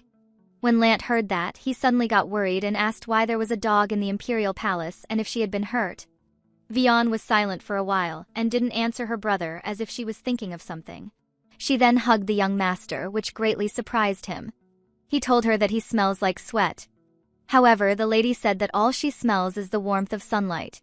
Staying like that was oddly comforting for her. Vian wished nothing would happen and things would just stay like that, but suddenly a maid hurriedly went there and caught the lady's attention. She informed her that something terrible had happened, which startled her a little. But as soon as Vian heard that Count Pisan was in critical condition, she was in great shock. The Count left that day and returned exactly 2 months later. Whether by coincidence or fate, that day was the same day he had died before. He bought a mansion closest to the Lant family and moved in. Then he frequently visited both the Lant and Pisan households, spending much of his time talking with the lady. As if to make up for all the time he had ignored me, he devoted most of his time to her. But perhaps due to the after-effects of the Marchioness's death, the Count's body remained weak. People around him slowly began to prepare themselves to say goodbye, and the day she was going to see him might be that last day. The lady hurriedly went to the Count, and her father, Marquis Lant, came as well to accompany her. When they were already near the room where her grandfather was, she noticed the little girl named Elle. The kid heard someone call her name, so she turned around to look at who it was and recognized Vian right away. The lady asked why she was there alone, to which the little girl replied that she wanted to go into her father's room. But Vian told her that she shouldn't be wandering alone like that. After carrying her, the lady didn't know what to do, as she didn't want the kid to see the Count's condition if they were going inside the bedroom of her grandfather. Suddenly, before they could even hold the room's door, someone opened it from the inside. When he greeted the lady, she was surprised, as she remembered him from back then at her mother's funeral. The man then properly introduced himself and stated that his name was Evan Lee. After hearing that, Vian now realized that he was the Count's successor, Evan Lee Pisan. Information about him was shrouded in secrecy, and no one could uncover it. Not even his nationality or parentage was revealed. The people of the Count's family were suspicious of him and strongly opposed him becoming the heir, but in the end, he inherited the title as the successor of Count Pisan. Right after that, the trading company he got from the Pisan family had reached its golden age. Many noblewomen were busy boasting about the goods they bought from the Pisan Trade Company, purchasing them as if it were a trend. Clothes, shoes, and jewelry, most of them were luxury items targeted at women. Vian heard they sold goods for women, but she didn't expect that kind of image. It was so different from what she could have imagined, as he was tall, with a well-proportioned physique and sharp features. For the lady, he was more like a knight rather than a merchant who could sell goods to women. When the little girl saw the man who went out of the room, she excitedly called his name, Evan. He then carried the girl and said that she had sneaked away from her nanny again. Lady Vian was surprised to see the closeness between them as Elle, who was usually shy around strangers, ran into his arms without hesitation. It made her wonder if they had met often before. Then the little girl told Evan that she wanted to see the Count, her father. The man told her that he wanted to see her too, but he was sick at the moment, so he told the little girl to wait a little longer. She asked Evan when that would be, so he answered that if she eats well, sleeps well, and becomes even prettier. However, the little girl protested that she already was pretty. While he was agreeing with her and comforting her, he slightly opened the door of the room. The lady and the Marquis knew he was signaling them to enter the room quietly, while the little girl was not looking. It was the perfect opportunity for them to go inside, so they didn't hesitate to do it, leaving Elle in Evan's care. The father and daughter then prepare themselves to see the state of the lady's grandfather. When they were in, the Count was already having difficulties breathing while his young wife was beside him. As soon as her grandpa noticed the lady, he called out her name while reaching his hand out to her. It was not the first time she had had to say goodbye to someone. Even when she was Jia, she experienced that countless times. However, at that moment, she wondered why it was always so hard to endure it again. When Vian held her grandfather's hand, the Count thanked her for being there for him. Even though it was already difficult for him to talk, he still tried his best to tell his granddaughter to be happy. He then turned to the Count and begged him to take good care of his daughter as if he were really leaving. However, it seems like the Count was already exhausted and he took his last breath after saying that. Little by little, his hand was slipping away from his granddaughter's grasp until there was no strength left. The lady was in great shock while calling for his grandfather, who was already lifeless in the bed. On the other hand, the Count's young wife was calling for him to wake up. Her tears started to flow as she begged for her husband to open his eyes at that moment. When there was no response from him, the wife couldn't stop crying beside the Count. Vian also couldn't accept it. Her grandfather was the first person she felt familial love for after realizing who she was. His kindness and warmth even managed to break down the solid walls inside her as Vian. The lady already knew her grandfather was going to pass away.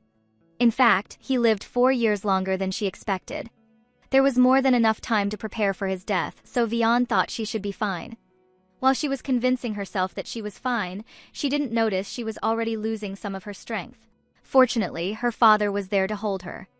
When the Marquis asked if she was okay, the lady was just looking at her as if she couldn't think straight anymore. He knew she was still in great shock at that moment, so he hugged his daughter to comfort her. The Marquis also told Vian that he would stay like that until her tears stopped, which surprised the lady. Her father's unfamiliar behavior was confusing, so she tried to stop crying and quickly escape his embrace. However, Vian's tears continued to flow for quite a long time against her will.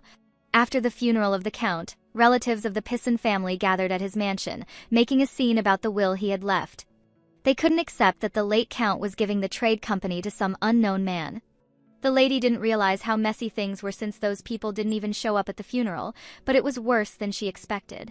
They couldn't accept that Evan Lee, who was not of Pisan blood, was inheriting the estate. When Vian tried to calm down one of the relatives, he didn't agree, as the Pisan family's core business was about to fall into the hands of a complete stranger. To summarize, the Count's inheritance was divided among 4 main recipients.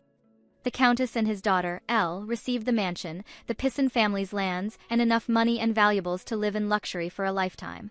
Lady Vian, just like before, received a small estate along with some money and valuables. The most important title was left to Elle's future husband. Up to that point, everything was as she expected. What shocked people was that Evan was appointed as Elle's guardian and inherited the family's trade company. However, the lady was shocked in a different way. That successor was Evan Lee, but not Evan Lee Pisan. The other relatives started to argue again, as it didn't make sense at all for them that a man with no piss and blood was inheriting the trade company and Ariel's guardianship, which should naturally go to one of the family's elders. They then asked the Countess if she would really leave her daughter's guardianship to a complete stranger with no blood relation. However, her answer didn't satisfy them, as she told everyone that she trusts Evan. They got angry as she was saying that she trusts an outsider more than her own family. Suddenly, an old man shouted that accepting the current countess into the family was a mistake from the start. The guy beside him commented that Ariel might be Evan's child, so he suggested that they should investigate the will. When Vian heard that, she purposely dropped the cup she was holding to get their attention. She asked the man if she had misheard him when he told everyone that Ariel might be from Evan. The lady then calmly requested that the man repeat what he just said in front of her. Without waiting for his answer, she questioned if what he was saying was that Elle, her aunt, was not of piss and blood. That means he was accusing her grandmother of having an affair right in front of the lady. The man who said that couldn't utter a single word as he felt intimidated by Vian's words. To make it worse, the lady asked that man if she could take his statement as an insult to her. After hearing that, he suddenly got scared and went on his knees to ask for forgiveness. The man was trying his best to explain to Vian that he didn't mean it that way while asking her to forgive him. However, he couldn't believe that the lady said that she was not the one he should be asking for forgiveness. The man then took a quick look at the Countess and questioned himself if they were trying to make him apologize to her. He couldn't bear to do it because, for him, she may be called a countess, but she was just a commoner who got lucky and married a noble. The Marquis's young lady would soon become the crown princess and hold power, so it would make sense to kneel before her. But what he couldn't accept was apologizing to a mere commoner. Suddenly, another relative interrupted them and commented that it was just youthful impulsiveness, so the young lady should understand. Vian was in disbelief when she heard that, so she asked if she had heard it right, to which the man said yes and added that young people were bound to make mistakes. After saying that, the others agreed with him, and they even stated that people wouldn't even be human if they didn't make mistakes. The lady couldn't take it anymore and asked them who they thought they were talking to about youthful mistakes. Suddenly, an old man interrupted them and told Vian that it was as far as her age would excuse her. He even added that there was no place for a child who had not even had her coming-of-age ceremony to speak up. The lady didn't like what she heard and looked at that old man seriously. She then kindly asked for his name, to which he answered that it was Crisa Lant. But after hearing it, Vian couldn't help but laugh a little, as it was a surname she had never even heard of. When the young lady shared that, the old man felt humiliated and said that she was being harsh. However, she didn't let those words get to her and told him that she was expecting him to at least inherit a family name, but he didn't even have that after all that talk about being the elder of some noble house. The young lady couldn't believe how brazen he was to speak to her when he didn't even inherit the pisson name, which made the old man angry upon hearing that. Vian then reminded him that she was indeed a true noble lady, just like what he called her, unlike him, who didn't even receive a middle name. She then continued to say that a name with a middle name means one is a direct heir of the family. There was no need for her to explain further since they already knew something that basic. So the young lady told the old man that he, of all people, must know best that he couldn't pass on a noble title to his children. Since he couldn't take it anymore, he stopped Vian, as she was being too harsh already. He told her that no matter how young she was, the old man didn't expect her to be so ignorant as to lack basic discernment. The others agreed with him and said that the young lady might have been a bit harsh. Since they already started targeting her, Vian also wouldn't back down. She asked them who was truly the one lacking discernment and acting recklessly. Without giving them a chance to answer, the young lady stood up and walked towards them. Some of the men suddenly got nervous as they felt the dominance exuding from her. She then stood up in front of the old man while asking him on what basis she should treat him as an elder of a noble family when he had no surname or middle name. He tried to interrupt her, but she didn't give him a chance and said that he should keep his mouth shut, as it seemed like he had not even inherited a noble's name. After stating those facts, the young lady turned her gaze towards the other relative. She then asked for their opinion on whether she was right about what she said, but no one dared to answer. Suddenly, someone couldn't take it anymore and said that Vian also had not inherited her family's name. It was the young man who had knelt before her earlier and didn't want to apologize to the Countess. The young lady finds it absurd that someone who lacks even the most basic noble knowledge dares to claim to be a member of a count's household. She then gets back to the old man and asks who should be held responsible for his behavior. The young man continued to say that the lady was spouting nonsense instead of responding to his words, but the elder stopped him already. He then asked Vian if she acknowledged the chosen successor of the count. Before answering him, the lady thought that he shouldn't have started in the first place if that was all he intended. She knew that those people would eventually become obstacles for Elle, so she asked the old man what authority he had to ask that. When he tried to argue with her, she stated her full name, Vian Rosa Elianti. In her name, Rosa was not only a middle name but also another surname. The lady then continued that when noblewomen marry, they take their husband's surname, but there were exceptions. When a family lacks an heir, or if the family head wills it, a daughter may inherit the succession rights.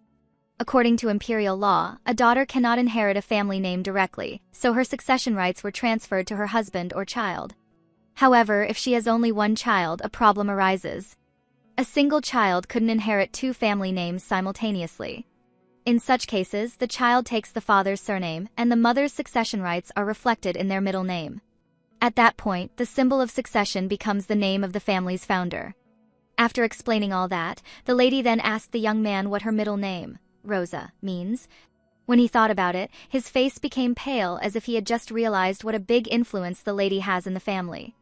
Seeing his reaction, Vian knew he already got it now and stated the name Rosa Rydell Pisson, the name of the founder of the Pisson family. Since they are all now aware of her position, the lady then told them that she expels them from the family by the right of her name. Before ending the meeting, she advised them to prepare for charges of noble impersonation. After her grandfather's funeral, she was entering the palace for the first time in a week to meet the crown prince. While walking, the lady noticed that it was not the road to Visade Palace, so she asked about it, to which the aide answered that His Highness had ordered him to escort the young lady to Baharat Palace. When Vian asked for the reason, he told her that he was just a lowly servant, so there was no way he could have an answer to that, as he was simply following orders. That made her even more curious as to why the crown prince summoned her to the emperor's palace. After some time, Vian had finally arrived where His Majesty and His Highness were. When the emperor saw the lady, he was so happy that he told her to come quickly and have a seat. She then greeted him formally while stating her name, but His Majesty told her that there was no need for such formal greetings. On the other hand, His Highness happily invited the lady and helped her with her seat. But the lady couldn't help but wonder why he called her to the garden instead of inside a building. The crown prince then suddenly whispers to Vian's ear how beautiful she was that day as well, which surprised her. The young lady turned to look at him in great shock, as she didn't expect him to do that in front of others. Meanwhile, His Majesty and his aide couldn't help their happiness as they just witnessed a lovely sight. He then told her about what he heard, that she had been through a lot lately, which Vian didn't deny. The emperor noticed how she was still speaking so stiffly towards him, but his son said that it was part of the lady's charm, so he should understand that. His father claimed that he already knew that, so there was no need for his son to remind him. He then called Vian, so she told His Majesty to ask her anything. The emperor just wanted to say that he was truly disappointed in her and asked when she would be able to treat him more comfortably. When the lady heard that, she couldn't help but think what he meant by that was her engagement with His Highness. Just like what she thought, His Majesty stated that they would soon be one family. He then asked if she would turn 16 in the current year, to which she answered yes. Vian now understands why the crown prince called her there. The emperor assumed that the lady's coming-of-age ceremony must be close, to which his son said that there were 3 more months remaining. When His Majesty stated that they must begin preparations, the lady couldn't help but think that it was just like before. She knew that at that rate, her coming-of-age ceremony would become her wedding with the crown prince. The emperor asked his son if the preparations were going well, to which he answered that it was fine since some things were already in progress. Hearing their conversation, it was what Vian expected, that the wedding preparations were being carried out in secret. She thought that the emperor wouldn't think that the lady already knew about that. Even if he does, it doesn't matter. From that moment on, she decided that she would pretend not to know, so Vian apologized to His Majesty. She started her act and stated that she would not be preparing for the coming-of-age ceremony. That greatly surprised him, and he asked the lady what she meant by that. He told her that it was a once-in-a-lifetime event for all citizens of the empire. Even commoners hold their coming-of-age ceremonies, so His Majesty wanted to know why she refused to prepare for hers. Vian had not said anything yet when the emperor continued to say that even nobles make their debut at their coming-of-age ceremony. If she didn't make hers, then he asked how she plans to establish her position in high society. The lady acted sad and told His Majesty that it had not even been 10 days since her grandfather passed away, so she didn't think she could prepare for the coming-of-age ceremony. The emperor insisted that Vian should reconsider, as it was a once-in-a-lifetime event. However, the lady said that even if it was, she didn't feel right throwing a party right after losing her one and only grandfather. His Majesty just wouldn't stop and asked about her debut in high society if she wouldn't prepare for the coming-of-age ceremony. The young lady reasoned that she was still young and had never hosted a party before. He was already aware of that and said that even if she were managing the household of the Lant family, the lady still had not made her official debut in society. But still, she must make her social debut at some point. Vian was still firm on her reasoning that it may be difficult to hold a party right away. However, His Majesty said that it was not true, and if she permits it, he will arrange her debut party immediately. When the lady said that she was deeply grateful, but she couldn't do that at that moment, the Emperor already got annoyed. Because of that, the Emperor shouted while asking the reason for it. Vian and the Crown Prince suddenly became quiet, as they didn't expect him to lose his composure like that. But a second later, he calmed down and said that, regardless of the situation, she must make her social debut. Despite everything the Emperor said, the lady apologized as she was still struggling to compose herself, and added that she would consider her debut once she had more time to recover. When His Majesty asked when that would be, Vian answered that it would be next year at the Imperial Palace. The Emperor didn't like her answer, as it was too late, and it was only early spring at that moment. The young lady reasoned that a social debut could be held within 2 years of the coming-of-age ceremony, so next year was not that late. Seeing how the two of them argued like that, and how Vian was firm in her decision, the Crown Prince couldn't help but laugh at them. When His Majesty asked what he was laughing about, His Highness apologized and said that the lady's words were not incorrect. After hearing that, the Emperor wanted to know whose side he was on, to which he answered that he was on his fiancée's side while holding the lady. The Crown Prince added that Vian's feelings for her grandfather were truly admirable, so he asked his father to take her perspective into account. Suddenly, His Majesty's aide informed him that it was time for his audience with the ministers. For that reason, he told the lady that this time he would back down. If that was her decision, then there was nothing he could do. Before he left, he reminded her that there was still time, so she should think about it a little more. A moment later, their tea time had finally ended, and Vian was heading back home. However, she was annoyed at the Crown Prince as he wouldn't just leave her alone. When the lady had had enough, she asked him how far he intended to follow her. His Highness answered that seeing off one's fiancé outside the palace was simply an act of proper consideration. Since Vian didn't like it, she told him that it was an unusual display of consideration from him. Suddenly, the Crown Prince went closer to the lady, which surprised her.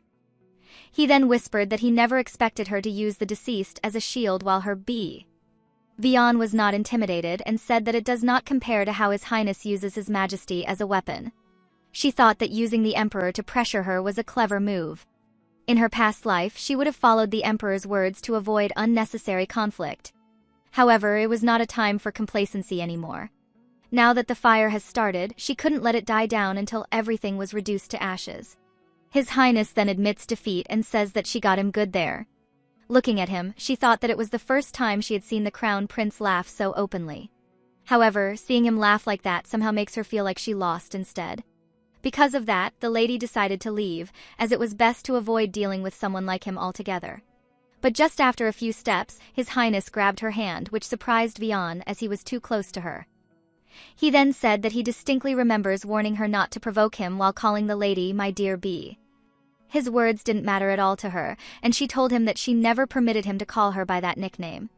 The Crown Prince never expected to be rejected by his own fiancé when using a term of endearment. When she heard that, Vian honestly thought that she would love to just throw him to the ground, but there were too many eyes watching them. Since they were far away, at least they wouldn't be able to hear them, so it was okay for her to say anything. She then whispered to him that since she was his fiancée, he should be even more mindful of proper etiquette. When His Highness suddenly became speechless, the lady continued to say that sometimes the prey could bite the hunter. After saying that, Vian stomped his feet secretly to annoy the Crown Prince. She thought that it was a shame as she was not wearing stilettos. Because if she did, she already crushed his foot. The lady was surprised, as she didn't expect the reaction she got from His Highness. Instead of getting annoyed, he was smiling at her while saying that she was truly a troublesome person. What shocked Vian the most was when the Crown Prince suddenly kissed her on her forehead. A moment later, the lady hurriedly went to the carriage before His Highness could do more surprising things like that. The maid welcomed her and asked if she was heading straight home that day as usual, but she answered no and added that she was going to Vivaldi Street. The servant noticed that she looked tired, but the lady stated that she was fine. While inside that carriage, Vian couldn't help but wonder what the crown prince wanted from her. When she remembered what he did earlier, she questioned herself whether he was really trying to fall in love with her. Her face turned red, and she thought that if she had accidentally meddled with something she shouldn't have. Vian assumed she got the upper hand, but his reaction didn't seem like someone who had lost. If anything, the crown prince looked like he was enjoying himself, just like what happened earlier. When the lady was trying to figure out where it went wrong, the maid called her attention. Vian thought she was still concerned about her, so she told her to just head to Vivaldi Street. However, the servant stated that was not what she meant. She just wanted to inform the lady that they have already arrived at Vivaldi Street. For the time being, I'll end this here. Did you enjoy the manhwa? If so, then check back for the next part. And don't forget to subscribe to my channel and stay tuned for more.